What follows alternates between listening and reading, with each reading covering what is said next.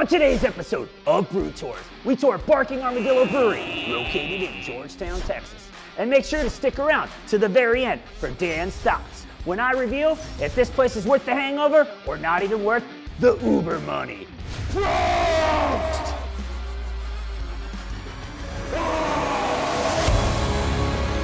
It's time for the brews, baby! Let's get some beer in you and then it's right to bed. Woohoo! Beer, bed. Barking Armadillo Brewery was opened by two friends, Jacob and Brian, in March 2020. You sound insane. Do you realize that? Opening and operating a brewery is already an extremely challenging task, let alone in the middle of a global pandemic. No shit, Dan. These two friends didn't waver, but instead continued to focus their efforts on community and award-worthy brews. With this mindset, they were able to create a fun and unique venue that continues to grow and thrive today. Wow. So obviously, opening a business during a global pandemic is not the dream. Tell us how you guys did it. What was the biggest challenge and how did you guys keep these doors open?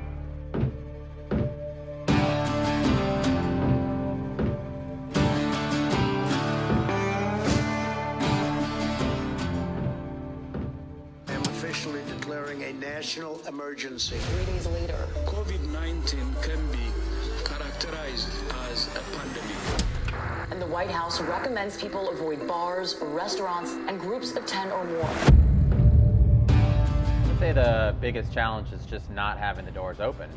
So we opened the beginning of March. We had a good soft opening, then a grand opening, and then the door shut down 2 days later. We're not rich people. We didn't have a lot of money to start up the business, so we did what we could to create what we could. We plan on putting signs out front, doing a little bit more of the marketing as we built along and got a little bit more cash flow. Unfortunately, that didn't come along, so we put out garage sale signs out on the corner street. Brian and myself were out there slinging growlers in the corner. We were very fortunate to have a good community that came and supported us during these times. But the hardest thing during it all is just not having our doors open. We need people in here. We're community-based. We love our community, want them in here drinking beer with us.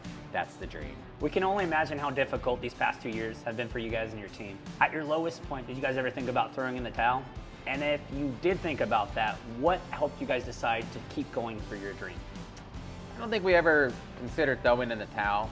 I think when you chase your dream in any business, you know that you're gonna have hard times the first couple years.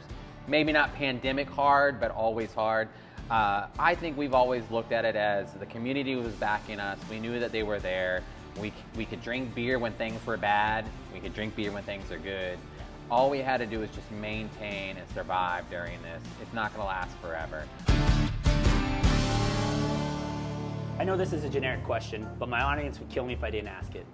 What is your most popular brew to date, and what makes it so special? I'm gonna go with Quarantine Island. We brewed it during quarantine when we were shut down, like he was saying earlier. We were just slinging growlers and stuff like that. But it's what introduces people into IPAs. It's not too piney, it's not too intense. It gives a lot of tropical flavors. It's just very smooth, especially for a 7.5% beer. And I think that's what people gravitate towards, and that's what most of our customers like. So it looks like we got 4 of your core beers here. We got a Pilsner, an IPA, a Red, and a Stout. I'm gonna take in the Pilsner first. Can you give me a little background about it? So this is our Euro Trip Pilsner. This is one of our more popular beers, a year-round core beer. We used hops from both the Czech and the German region. That's what we call it, Euro Trip. A little reference to the 1990s movie, Euro Trip.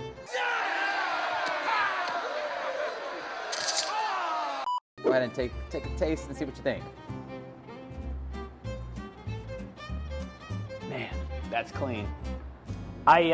One thing about Pilsners that throws a lot of people off, even me sometimes, is they get a little too skunky or a little too bitter.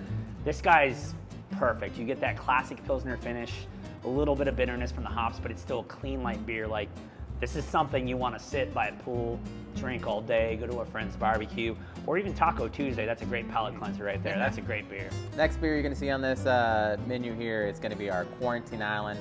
This is our hazy IPA. It's double dry hopped. We use 4 different hops in it. We have Amarillo, Belma, Idaho 7, and Simcoe.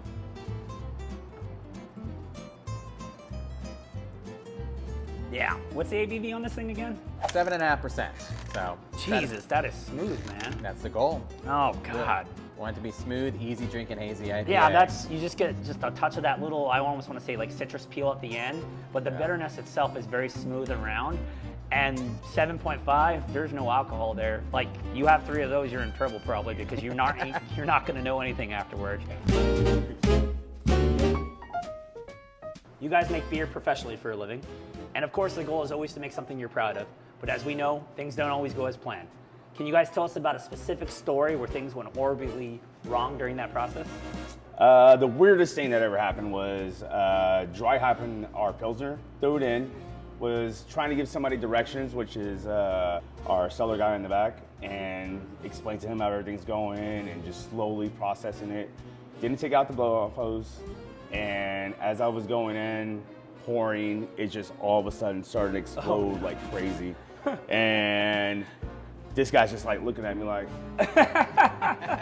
why am I not filming this? But everything, okay, the beer was fine. It was just, that was like one of the most intense. That would have been a nice blooper reel to have here. Yeah, it was bad. on a ladder. It was bad. It was bad. The next one on the list here is going to be our Finn McCool Irish Red. So Finn McCool was an old Irish legend, so we redid it and imagined it in an Irish Red. So nice malty caramel, 5.5% Irish Red. Jesus. So this will be the one that I'm going to be more interested in, because I'm a kind of a red fanatic, and not a lot of people make good ones, so we'll see.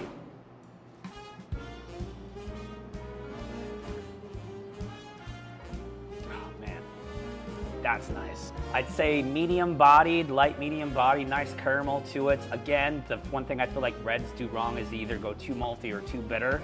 I feel like you guys found a great balance.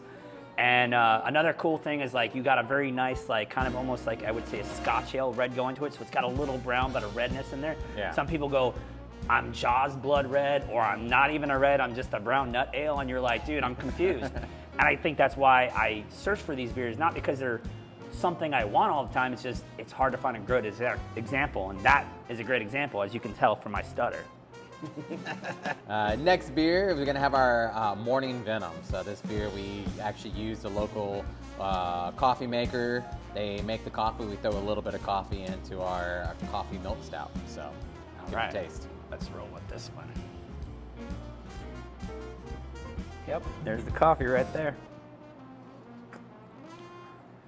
That's another Grady right there. So, to me, it's creamy, it's frothy. It's one issue I have with a lot of people that use milk, sugar in stouts is they go too sweet. I don't notice it. Really, people forget it's there for body and for just kind of overall feel. I think you guys knocked it out of the park. The other thing too is the coffee. It blends in perfectly. Like to me, I'd probably have a problem with this beer because I'd probably drink it in place of my coffee every morning, and then I can't drive to work, or I can't have my producer drive me to work at least. Wow, knocked it out of park, man. 4 for 4 in my opinion. These are fantastic styles and fantastic brews you guys have made. Appreciate it. Yeah, that's the goal, right? Yeah. Some would say it's even frothy and delicious. I gave you your take. Speaking of being frothy and delicious, you too could be frothy and delicious by checking out our merch. Let's get this money. Euros, dollar bills, getting this on Ale. So this is the part of the show where I like to ask my guests, for those of us in the brew community, what would get us off the couch and come into Barking Armadillo Brewery? You know, I think for us, when we were home brewers, that's how we started, like a lot of people started. We really try to focus on base beers. We didn't go out of the box. We wanted to really try to perfect our base beers, and then as we went professional, we try to continue the same thing. So we really hope that you find a variety of really good base beers that you can enjoy and he can enjoy, and we all can enjoy that have different flavors. But again, also, we're that local neighborhood brew pub. We want that aspect to be out there because I want our community to come out here. I want them to enjoy. We have trivia, we have bingo, we have Super Bowl parties and whatever. We're just trying to bring in the community to come here, hang out, take some time away from reality and have a good time. I mean, that's what we're really about. So I hope that you can get off your couch, come enjoy some beer with us. You're gonna see one of us here almost every day. That's what we're about. So keep it small, keep it local, keep craft beer here in Texas.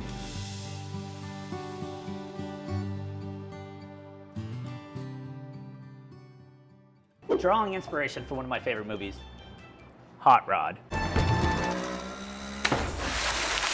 Who would win in a fight, a grilled cheese or a taco? Always a taco. We're from Texas. Come on. Obviously a taco because cool beans. Cool beans.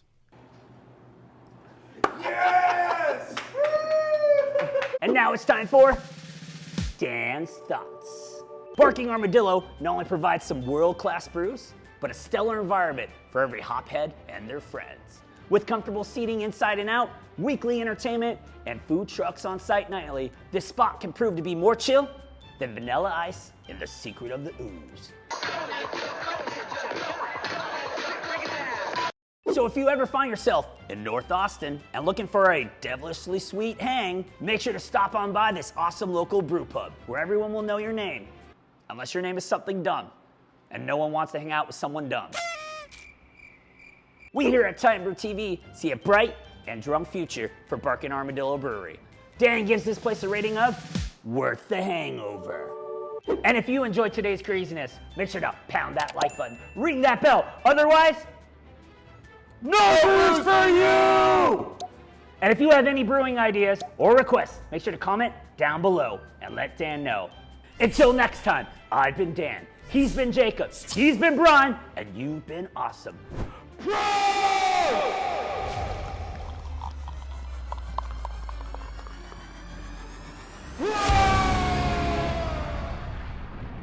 Now it's time for Dan's Thoughts. Barking Armadillo not only providing some... Whoa, let's go again. I totally missed the word and I screwed up. Let's go again. And now it's time for Dan's Thoughts. Barking Armadillo. Let's do that again. Okay, you gotta save the name right. All right, let's. And make sure to stick around to the very end for Dan's Thoughts, when I reveal if this place is worth the home. All right, well, we got a few good lines. I almost said Homer for some reason. And make sure to stick around to the very end for Dan's Thoughts, when I reveal if this place is worth the hangover or not even worth the Uber money. Beer! Dan gives this place a rating of worth the fucking mother. That was your one note, and I totally forgot at the end. Or you want to just do that last line? What is your most popular beer to date, and what makes it so special? Let me do that again. Sorry. You guys make beer. Let's do that again. You guys make beer professionally for a living, and we're gonna do that again. Jesus Christ! I was like, I nailed that word. Energy. Ring that bell. Otherwise, no news for you. Let's do it again. Brian, that one up. He's like,